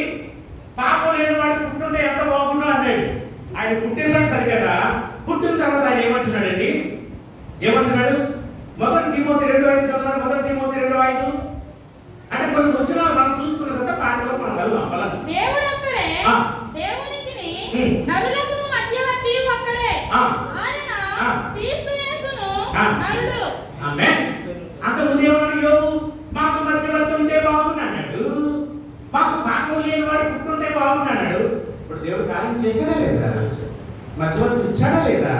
పాపం లేదు. అందుకే యేసు ప్రభువు నాలో పాపమున్నదని మీరు ఎవరు స్థాపించగలరా? ఆమేన్. ప్రపంచంలో ఎవరైనా ఈ మాట చెప్పగలరా? ఈ మాట చెప్పగలరా? చెప్పలేదు. అంటే కొన్ని భక్తులు అడిగినది దేవుడు ఎలా చేస్తున్నాడో మనం చూపించిన తర్వాత మనం పాటలో వెళ్దాం. యోబు అడిగినవి రెండు కూడా దేవుడు చేసి ఉన్నాడు. హల్లెలూయా, హల్లెలూయా. ఇప్పుడు మోషేని మనం చూసినట్లయితే మోషే ప్రవక్త రూపంలో ఉన్నాడు. అతను ఒక ప్రణాళికగా వచ్చినాడు. అతను పుట్టినప్పుడు ఎవరు కూడా బ్రతకడానికి వీలు లేదని చెప్పి అతను చంపే పరిస్థితి ఉన్నప్పుడు 3 నెలలు తల్లి దాచి ఆ ఫరో కుమార్తె స్నానం చేసే కాడ ఆ యొక్క బిడ్డను విడిచిపెడితే ఆ ఫరో కుమార్తె బిడ్డను తీసుకుని లాలించి తన అక్క ఆ బాలును వెంబడిస్తూ మరి మీకు బాబు దొరికాడు కదా, మరి బాబుకి పాలు ఎవరు ఇస్తారు అంటే ఆ బిడ్డ తల్లే ఆ బిడ్డకు పాలు ఇచ్చేటట్టుగా పాలిస్తూ, నాయనా మనం జీవము గల దేవుని ఎదిగినటువంటి వారము దాస్యంలో ఉన్నామయ్యా, మాకు విమోచకుడు కావాలని ప్రార్థించాం, నేను ఇచ్చాడయ్యా అని పాలిస్తూనే నేర్పుతుంది. హల్లెలూయా. ఎంత ప్రవక్త అయిపోయాడు. దేవుడు మహిమ కలుగును గాక. ఈ ప్రవక్త దేవునికి నీడగా ఉన్నాడు, దేవునికి తెరగా ఉన్నాడు. ఇతడు సరిగ్గా మాట్లాడలేడంట, కానీ ఇతడు ఎవరు అంతకు ముందు చేయలేనటువంటి అద్భుతాలు చేస్తున్నాడు. ఎలా? ఫరో దగ్గరికి వెళ్తున్నాడు, మా దేవుని ఆరాధించుకోవడానికి మా మనసులో కలిగి మంత్రము తంత్రము చెత్త మాట చెప్పండి కొట్టనాడు అంటే కఠిన వస్తున్నాడు అక్కడ మోషే ఇల్లు అడుగుతుంటే ఫరో మనసు కఠినపరచబడేవాడు దేవుడే వినండి అయ్యారు ఇంకా చదవడానికి బైబిల్ ఇంకా మామూలుగా చేస్తుంది చూడండి ఏమండి ఏమి జరుగుతుంది అంటే మోషే ఒక తెరగా ఉపయోగించుకుంటున్నాడు. ఫరో దగ్గరికి వెళ్ళిన వెంటనే ఇతడు చూడటానికి మానవుడే కానీ ఆ మాట్లాడే విధానంలో కమాండ్ ఉంది. ఈ మాట ఎప్పుడు వినలేదు. అతక్తిగా అంటాడు, పంపించు నా జనాంగాన్ని. ఎందుకు? నా దేవుణ్ణి ఆరాధించగా.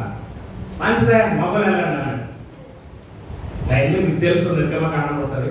మొగలు పంపించున్నాడు. మేము కుటుంబంగా వెళ్ళి ఆరాధించాలి. ఈ మధ్యలోకి తెగిలించాడు. తెగులు ఎందుకు వస్తుంది? దేవుడు తెగులను తీసుకొని రాగలడని చెప్పడం కోసం ఒకటి. రెండు, వాడు కఠినపరచబడకపోతే తెగులు రాదు. శోధనలో పడితేనే శోధన నుండి మనకు విజయం వస్తుంది. శోధనలో పడకుండా మనకు విజయం ఎలా వస్తుంది?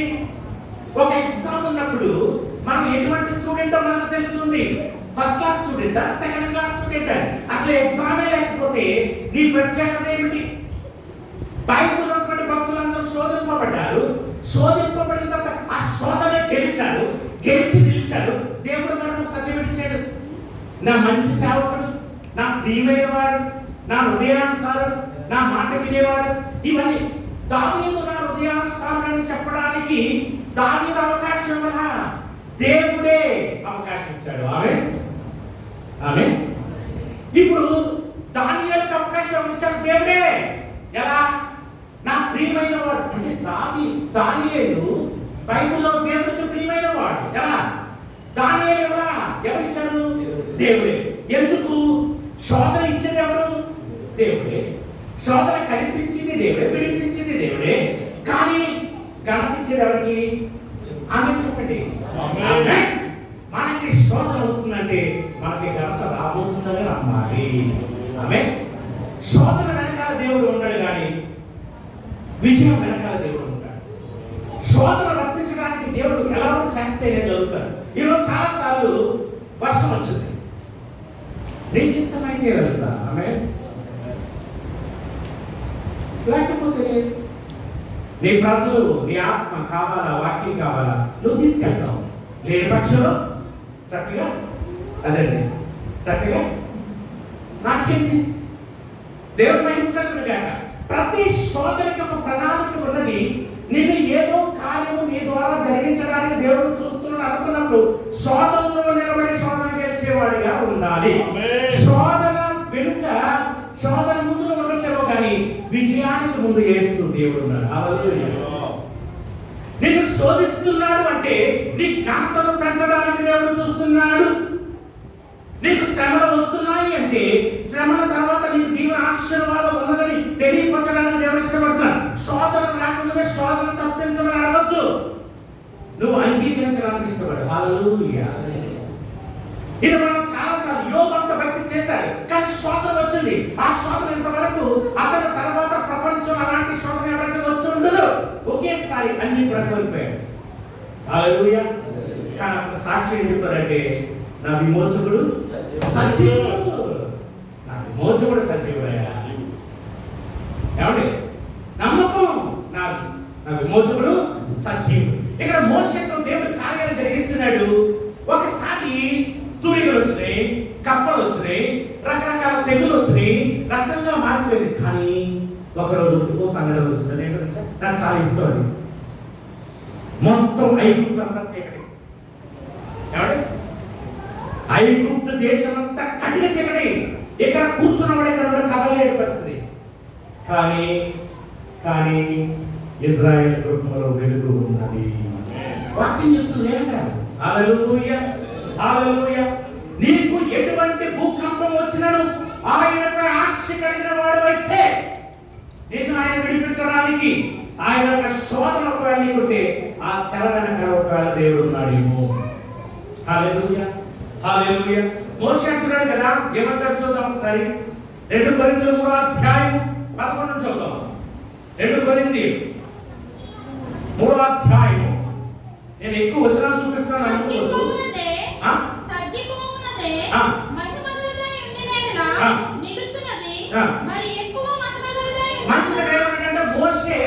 మోషే ముసుగు వేసుకుంటే మీరు చూడలేకపోతున్నారు. ముసుగు తీస్తే ఎలా చూడగలరు?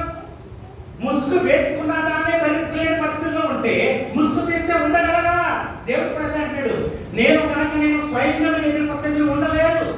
కనుక ఆయన ఎప్పుడు కూడా ఒక తెర వెనుక ఆయన మరుగుపరుచుకుంటున్నాడు. హల్లెలూయా. నిర్గమకాండం 3:14 నేను ఉన్నవాడు అని అంటాడు. మోషే తన ముఖం మీద ముసుగు వేసుకుని వచ్చాడు. ఎందుకంటే దేవుని సముఖమును గడిపి ఉన్నాడు. హల్లెలూయా.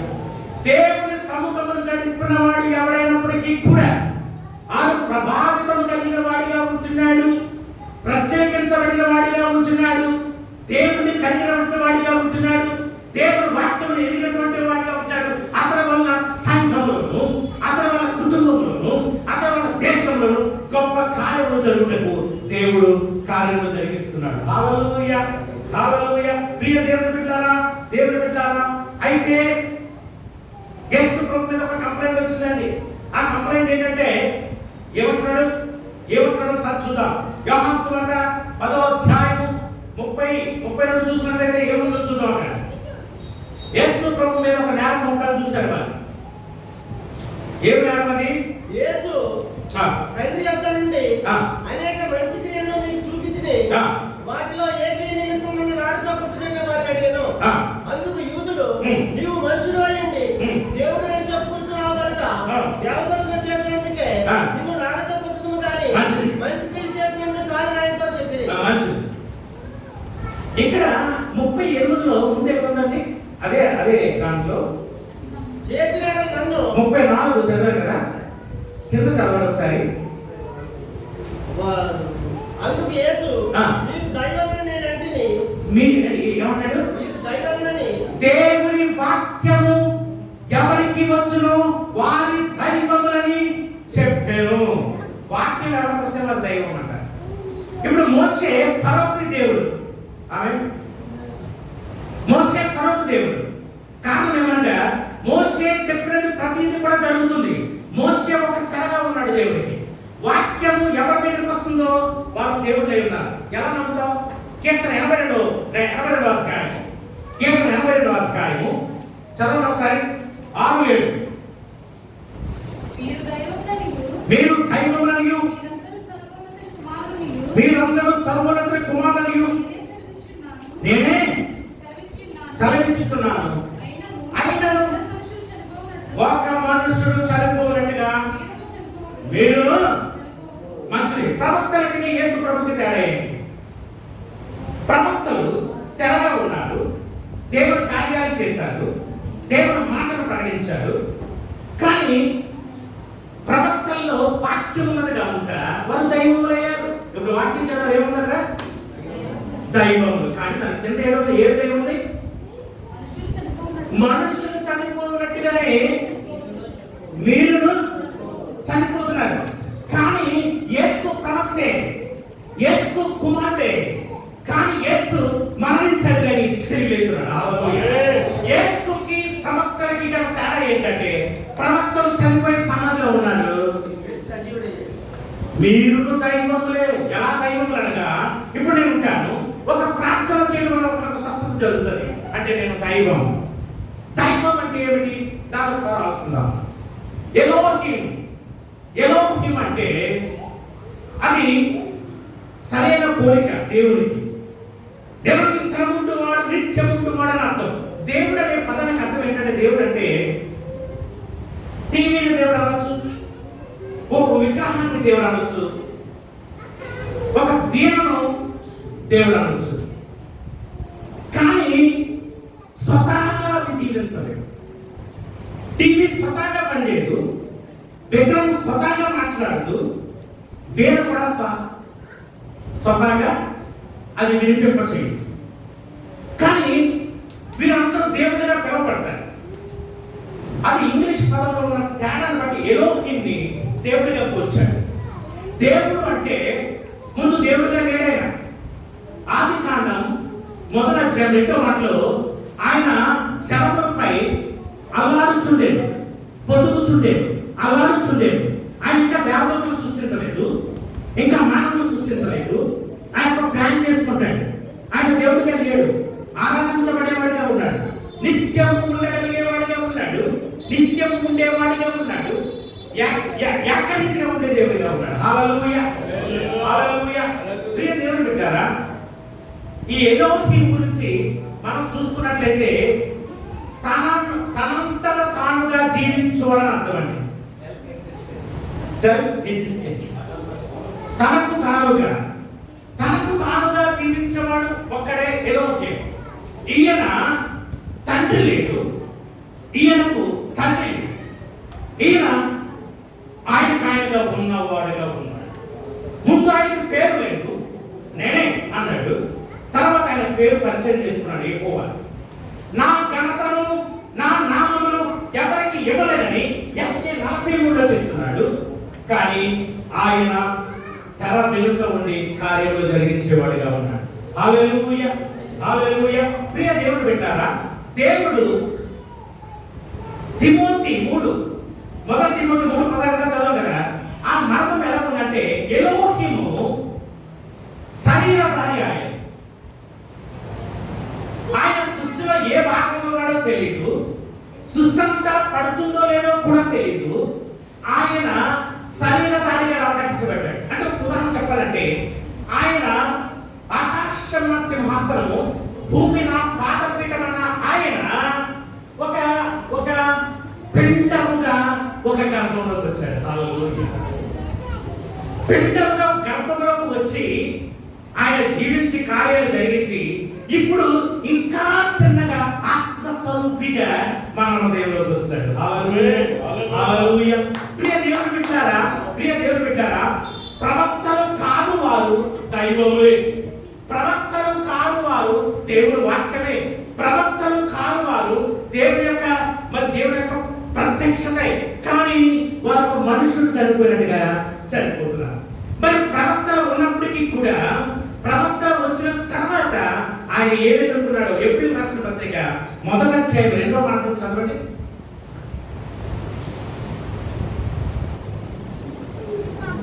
ఈ దినముల అంతమందు కుమారుని ద్వారా మనతో మాట్లాడాను, అంతమునందు కుమారుని ద్వారా మనతో మాట్లాడాను.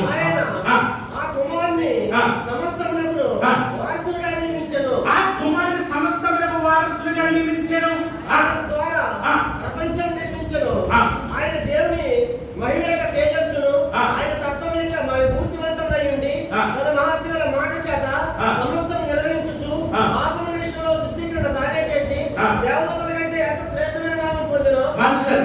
ఏప్రిల్ 13 నిన్న నేడు నిరంతరం ఏకరీతిగా ఉండే దేవుడిగా ఉన్నాడు.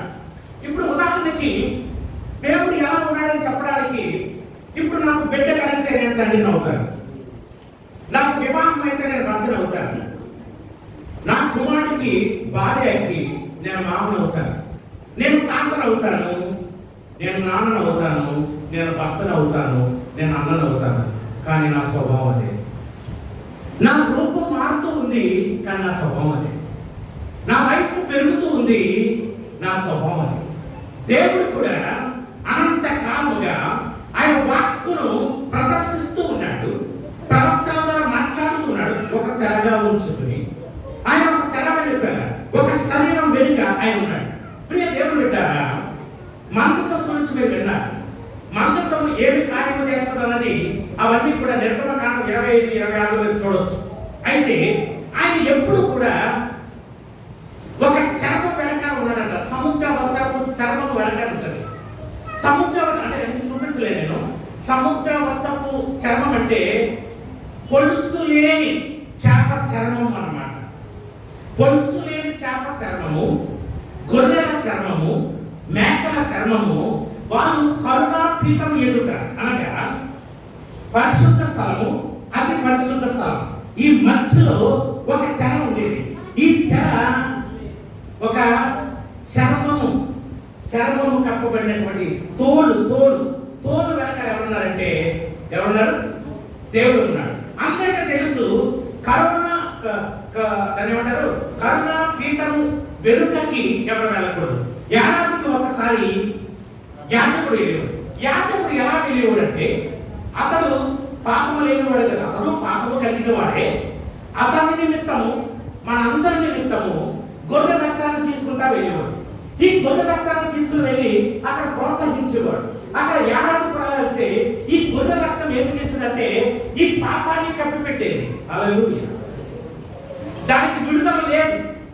ఆ పాపము వ్యక్తి వేయబడలేదు. ఆ పాపం అక్కడ కప్పబడేది. యథావిధిగా మీరు పాపం చేస్తున్నారు అంటే దానికి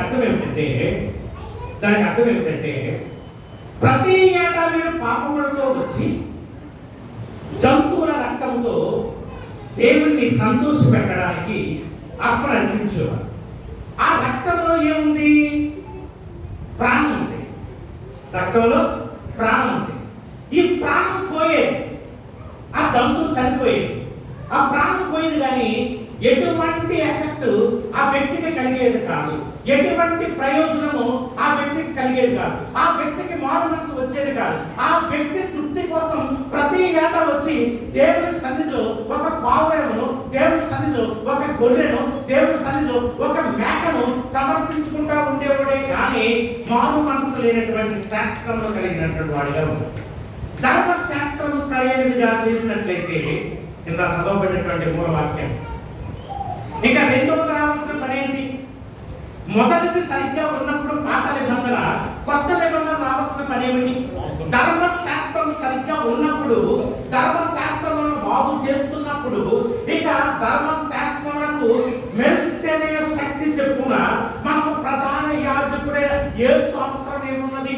ఈ పాఠం కొద్ది కష్టమే, జాగ్రత్తగా వినమా, జాగ్రత్తగా వినాలి. మనకు యాజకులు ఉన్నప్పుడు ఈయనెందుకు మనకు యాజకుడు? మాకు ప్రవక్త ఉండగా ఈయనెందుకు మనకు ప్రవక్త? మాకు ప్రవక్త ఉన్నాడు కదా, అద్భుతాలు చేసేవాడు ఉన్నాడు కదా, మాకు మహా ప్రవక్త ఎందుకు? మాకు మనుషులు ఉన్నారు కదా, ఈ మనుషుకు వాడు ఎందుకు కావాలి? మనుషులు చాలా మంది ఉన్నారు, నీతిమంతులు చాలా మంది ఉన్నారు, కానీ పాపరహితుల్లోని పాప సహితుడు ఎవడు? పాప సహితుడు అంటే ఎవడో పుట్టరా? ప్రతి వాడు కూడా తల్లి గర్భం నుండే పాపంతో వచ్చాడు. ఒక్క యేసు ఒక్కడే పాపము లేని వాడిగా వచ్చాడు. మీకు అర్థమవుతుందండి? అర్థమవుతుందా? అయితే మనకు యాజకుడు ఉండగా యాజకుడు ఎందుకు? యాజకుడు ఉన్నప్పుడు యాజకుడు అవసరం లేదు, కానీ ఆ యాజకుడు వల్ల ప్రయోజనం జరగట్లా. ఆ యాజకుడు కూడా పాపంతో ఉంటున్నాడు. మన పాపాన్ని, అతని పాపాన్ని ఏకైకప్పటికీ అక్కడ వేస్తున్నాడు.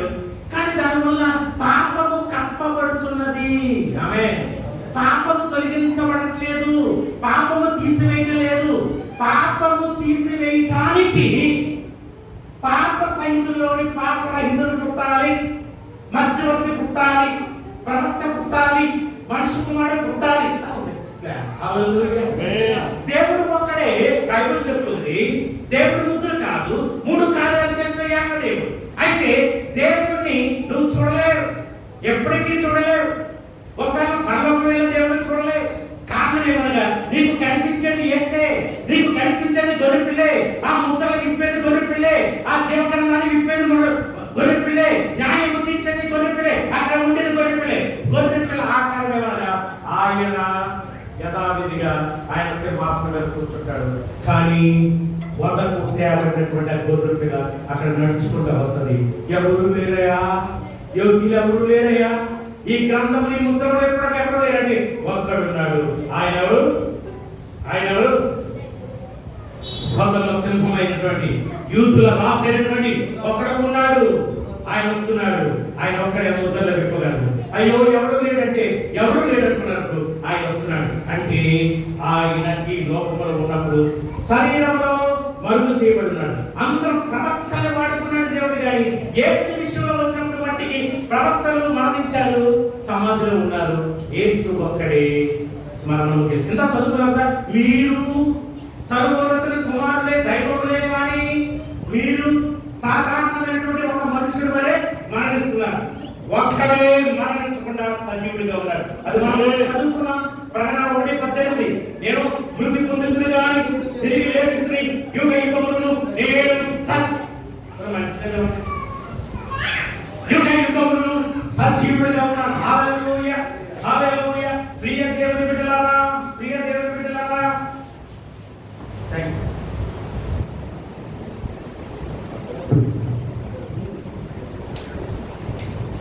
ఇక్కడ తేడా మనం గమనించినట్లయితే కొలస్సీయులకు రాసిన పత్రిక 1:18 కొలస్సీయులకు రాసిన పత్రిక 1:18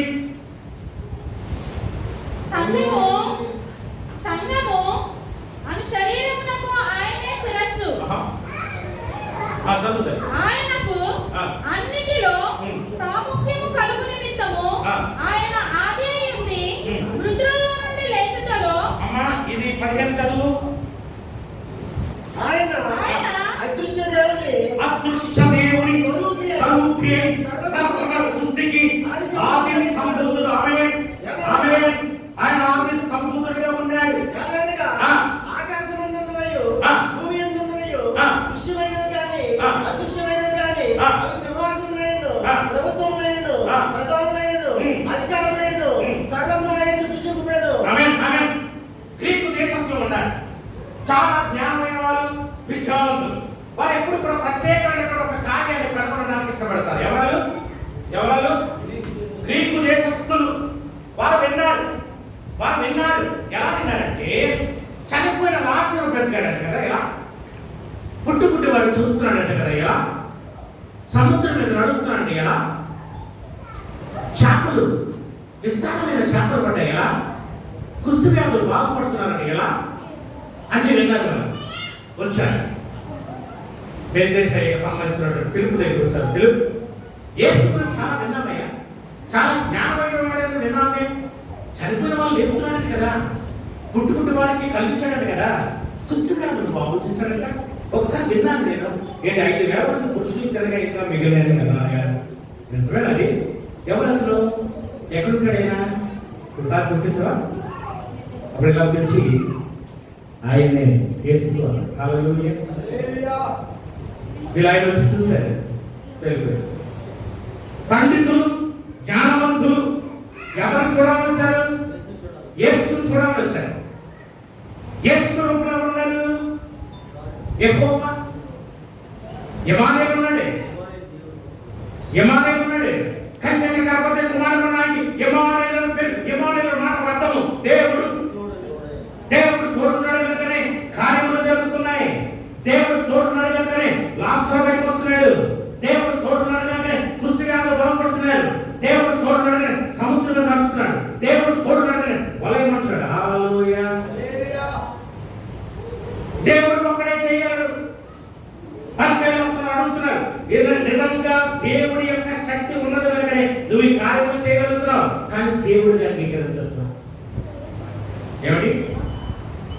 దేవుడిని అంగీకరించండి. చాలా మందికి తెలుసు యేసు దేవుడని, కానీ ఎవరు యేసుని అంగీకరించరు. వీరు ఒక ఆచారం పెట్టుకున్నారు, ఒక తెర పెట్టుకున్నారు. ఎటువంటి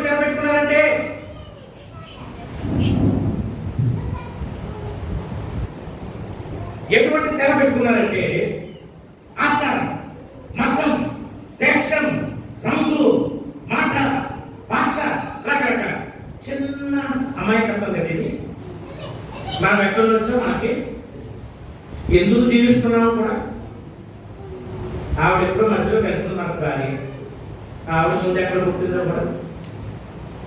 నా భార్య అనే సార్లు 5 నుండి వెళ్ళిపోయింది. నిజమే.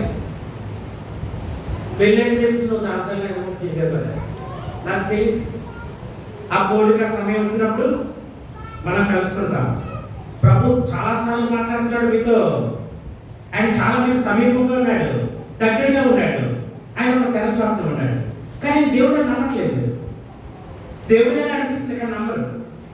మరి దేవుడు నమ్మితే మన పని జరగవు కదా. ఆమె ఇది ఎలా ఉంది? దేవుడు నమ్మితే మన కార్యాలు జరగవు. మరి దేవుడికి ఇష్టమైన కార్యాలు చేయాలి. మన కార్యాలు వేరు కదా. మరి దేవుడికి ఇష్టమైన కార్యాలు కాదు కదా. చాలా మంది వాళ్ళ పనులు జరగవని దేవుడికి దూరం ఉంటారు. ఒక రకం. ఇంకొక రకం ఏంటో చూస్తారా? ఆ దేవుడు లేడు, దెయ్యం లేదు అని. రాత్రి ఇంకొకటి వీడు గమనించడం, వీడు అసలు ఎక్కడున్నాడు, ఈడే ఒక ఆశ్చర్యం. వీడు నిలబడటమే ఒక ఆశ్చర్యం, నడవడం ఒక ఆశ్చర్యం. వీడు అర్థం చూసుకుంటే ఇది ఎవడో ఇడిగే తెలియదు. వీడు ఉన్నాడన్నది ఎంత నిజము, దేవుడు ఉన్నాడన్నది ఎందుకు నిజం కాదు. ఆమె దేవుడు ఉన్నాడన్నది కూడా నిజమే. భక్తులు దేవుడు ఉన్నాడని చూశారు. గొర్రెలు కాచుకునేవాడు సంగీతాన్ని రాయిస్తుంటే రాజు అయిపోయాడు. ఆమె గొర్రెలు ఎక్కడ, రాజు ఎక్కడ, గొలియాతు ఎక్కడ, దావీదు ఎక్కడ? ఎలా గొలియాతును చంపగలడు కానీ చంపగలడు. సింహాన్ని ఎలా చంపగలడు కానీ చంపగలడు. తోడేలు ఎలా చంపగలడు, చంపగలడు. ఆ గొర్రెను ఎలా రక్షించగలడు, కారణం దేవుడి శక్తి. అతడు తెరగా ఉన్నాడు. మనుషుడు చేయలేని కార్యం మనుషుడు చేస్తున్నాడు. సామ్సోన్ అదొక ఏంటంటే ఒక దవడ పట్టుకుని ఎంతమంది చెప్పడండి, మనుషుడు చేయలేడు, మనుషుడు చేయలేడు. కానీ తన వెనకాల తెర వెనకాల ఒక ఆయన ఉన్నాడు. ఆయన బలవంతుడు, ఆయన కార్యం జరిగిస్తున్నాడు, ఆయన తప్పుతున్నాడు, ఆయన శిక్షిస్తున్నాడు, ఆయన దండిస్తున్నాడు. ఇక్కడ పేరు నీకు ఆమె ఇక్కడ నేను మాట్లాడుతున్నాను కానీ ఆయన మాట్లాడు. గణపతికి నన్ను గణపరిచేవాడిని ఇప్పుడు నేను గణపతి ఆయన కన్నా నేను వస్తే మీరు చప్పట్లు, నేను వస్తే లేచి నిలబట్టు. ఏ పాట నేను కాదు మిమ్మల్ని కన్నా వెనకాల ఉన్నారు. ఈ మాట ఎవరిది, ఈ స్వరం ఎవరిది? నా మాటలు మీరు వింటారా? నా మాటలలో నేను మార్చగలరా? మిమ్మల్ని మార్చగలను. నేను మార్చలేదు, నా బిడ్డలు మార్చలేదు, నా భార్య మార్చలేదు, నా కుటుంబాన్ని మార్చలేదు, ఒక సంఘాన్ని మార్చగలను. కానీ నేను మార్చలేదు. నా వెనకాల ఆయన మారుస్తున్నాడు. స్వరం ఆయనది, ఆత్మ ఆయనది, శక్తి ఆయనది. హల్లెలూయా. గ్రీకు దేశస్తులు వచ్చారు, జ్ఞానవంతులు వచ్చారు, తెలివైన వచ్చారు, ఒక మర్మమును తెలుసుకుంటానికి వచ్చారు. వీళ్ళు ఒక శాస్త్రవేత్తలుగా ఉన్నారు. వీళ్ళు యేసు ఏ కార్యము ద్వారా ఇతడు ఇన్న బలమైన కార్యాలు చేయగలుగుతాడు అది తెలుసుకోవాలి, లాజిక్ తెలుసుకోవాలి. మనం కూడా ప్రాక్టీస్ చేద్దాం. గ్రీకు దేశంలో మనం కూడా ప్రాక్టీస్ చేద్దాం. చచ్చిపోయినట్టు చేద్దాం. హల్లెలూయా. అందరూ వచ్చారు. ఎవరు చూస్తున్నాడు? యేసుని. చాలా సాధారణంగా ఉన్నాడు, చాలా దీనుడిగా ఉన్నాడు, చాలా నిర్మలంగా ఉన్నాడు. కానీ ఆయనను చూసి యోహాను మోసపోయి కింద పడిపోయాడు. హల్లెలూయా. ప్రారంభంలో చూసినట్లయితే ఆయన చూడలేక పడిపోయాను. భక్తుడైనటువంటి ప్రార్థన పడి దానిలో చూడలేకపోయాడు, మోసే చూడలేకపోయాడు, యోబు చూడలేకపోయాడు, అందరూ చూడలేకపోయాడు, అందరూ పడిపోతున్నారు. కారణమే ఆయన అంత బలమైనటువంటి కాంతి కలిగినటువంటి దేవుడు. ఆమె ఆమె ఆమె అదే దీనుడుగా రిక్తుడుగా తను తగ్గించుకుని సత్రంలో స్థలం లేకపోయినను పశువుల తొట్టెలు పరుండ పెట్టి కొత్తగా కొత్త గుట్టలు చుట్టారంట. కొత్త గుట్టలేంటి? కొత్త గుట్ల ఏంటో తెలుసా? ఎద్దులు కాడికి మోసిన తర్వాత, కాడి పెట్టిన తర్వాత ఇక్కడ కాయలు కాస్తాయి. ఈ కాయలు కాసినప్పుడు ఇక్కడ బట్ట వేస్తారు. ఈ బట్టల్ని కొత్త గుట్ట అంటారు. హల్లెలూయా. సృష్టికర్త కొత్త గుట్టలు చుట్టబడ్డాడయ్యా. సృష్టికర్త కొత్త గుట్టలు చుట్టుపడ్డాడు. ఎంతో వేదన తల్లి, ఎంతో రోదన, కానీ ఆయన మానవుడిగా ఉన్నాడు. ఆయన సృష్టికర్తగా ఉన్నాడు, చిన్న బాలుడుగా ఉన్నాడు. మన వల్ల ఏడుస్తున్నాడు, మన వల్లే బట్టలు వేసుకున్నాడు, మన వల్లే మాట్లాడుతున్నాడు. ఇక్కడ వలే అంటే మనతో ఇచ్చి ఏక చెప్పాడు, రొట్టెలు మార్చమని ఏక చెప్పాడు. నేను కాసేపు నిద్రపోతాను ఇదే కదా. అంటే ఒక తెర వెనకాల ఉంటున్నాడు దేవుడు. నేను ఒక తెర వెనకాల ఉంటున్నాడండి. అంటే యెహోవా యేసులో ఉన్నాడు. ఆమె యెహోవా యేసులో ఉన్నాడు. యేసు నిద్రపోతున్నాడు. తుఫాన్ వచ్చింది, తుఫాన్ వచ్చింది.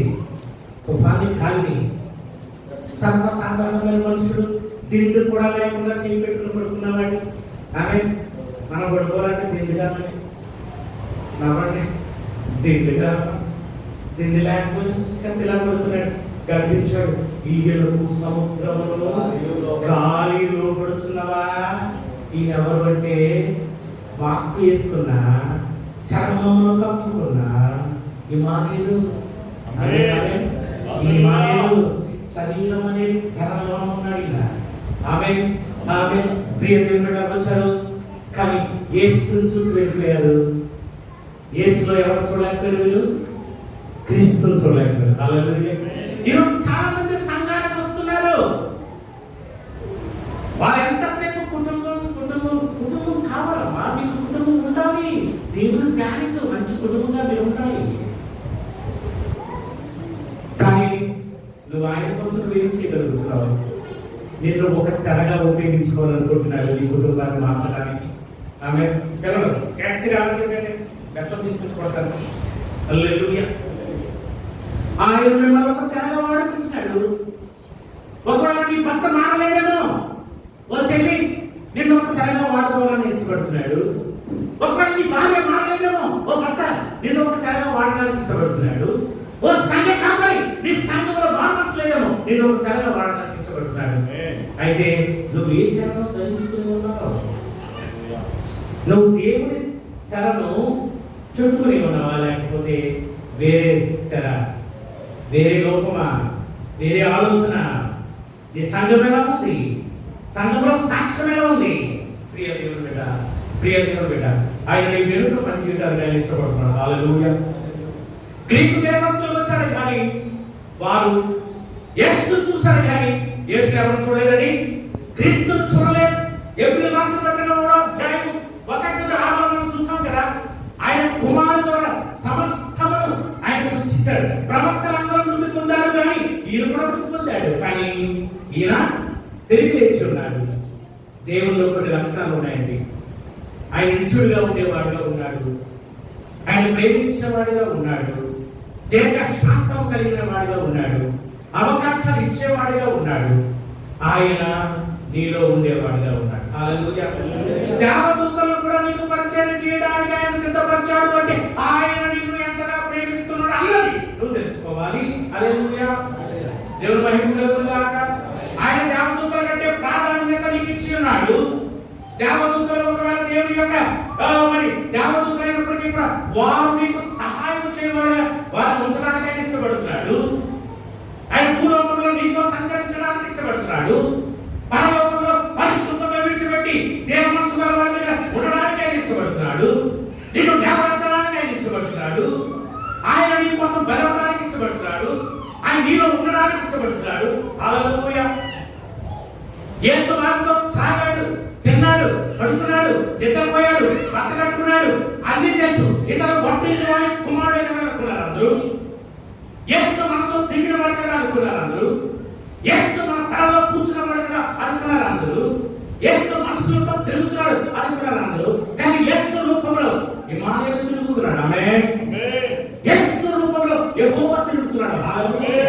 ఓ తండ్రి, వారు గమనించుకోలేకపోయారు, చూడలేకపోయారు.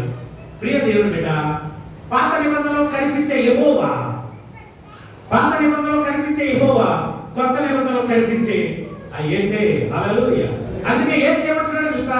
నన్ను చూసిన వాడు తండ్రిని చూసినట్లే, నేను నా తండ్రి ఏకమై ఉన్నాం. నా తండ్రి మాట నేను పలుకుతున్నాను. నా తండ్రి తెలియకుండా నేను ఏది చేయను. నా తండ్రి పని మీద నేను ఉన్నాను. ప్రతిదీ తండ్రి తండ్రి తండ్రి తండ్రి అని చెప్తాడు. కారణం ఏమనగా మనలో ఆయన ఆ స్థానంలోకి వెళ్ళిపోతాడు. తండ్రి అంటే ఏంటో తెలుసా? ఓ చోట అంటాడు కదా, మోషే అంటాడు. ఒక చోట ఏమంటాడంటే మహిమ గురించి మాట్లాడతాడండి. ఏం మాట్లాడతారు మహిమ గురించి? మహిమ గురించి మాట్లాడతాడు. నిర్గమ 33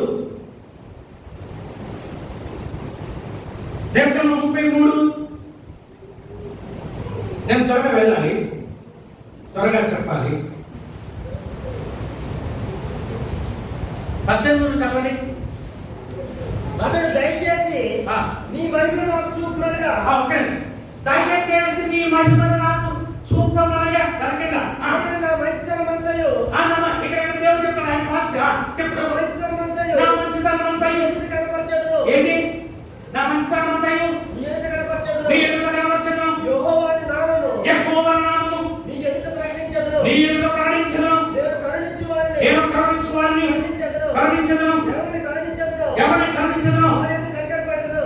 వారి యందు కనికరపడెదను. కనికరపడెదను. మరియు ఆ. ఆయన నీవు నా ముఖమును చూడజాలవు, నా ముఖమును చూడజాలవు. ఇంతకీ మహిమ అంటే ఏంటండి? మహిమ అంటే మీరు అర్థవడంలో చదివించాను నేను. మహిమ అంటే ఏంటండి? ఆయన ముఖము. అవునా? ఏం చెప్తారా? ఏమన్నాడు? నా ముఖము మరి ఆయన నీవు నా ముఖము చూడజాలవు. చూడగలం అన్నాడు కదా. ఇప్పుడు మహిమ అన్నది ఒక్క క్లాస్ ఉండి తీసుకున్నాడు అయిపోతాం. ఇప్పుడు మనం యోహాను సువార్త మొదటి అధ్యాయము అక్కడ ఒక చిన్న మాట ఉంటుంది, చూద్దాం. ఆ 14 చిన్న మాట. ఆ వాక్యము శరీరధారి అయిన కృపా సత్య సంపూర్ణుడుగా తల్లి కింద చదువు. తండ్రి వలన కలిగిన కుమారుడు. తండ్రి వలన కలిగిన కుమారుని మహిమ వలన మనం ఆయన మహిమను కనుగొంటిమి. మహిమ ఏంటంటే కూడా ఆ మహిమ యేసు. అదే ఈ మోసే అడుగుతున్నాడు, నేను చూడాలయ్యా. మోసే కాదు, అందరూ అడుగుతున్నారు. పిలుపడి కదా యోహాను సువార్త 14 తండ్రి తండ్రి తండ్రి అంటాం. తండ్రిని కనిపించండి. ఏమంటారు ఇక్కడ? నన్ను చూస్తున్నాడు, తండ్రిని చూసినట్టే. ఇక్కడ నీ మహిమను చూడాలంటే, అంటే నీ ముఖం చూడాలి. నా వీపును చూడాలి. వీపును చూడగలిగాడు. అక్కడ వాక్యం చదివినట్లయితే లెక్కల కాలంలో చేతితో తప్పాడు. దేవుని మహిమ కలుగుతాడు. చెయ్యి వల్ల ప్రమాదం లేదు, వీపు వల్ల ప్రమాదం లేదు, కానీ ముఖమును బట్టి చూపించట్లేదు. ఈ ముఖం ఎవరిది? యేసు రూపం. హల్లెలూయా. ఆ మహిమ గురించి ఓకే. నువ్వు కనుక నన్ను చూడాలనుకుంటే కనుక ఆ పండుగ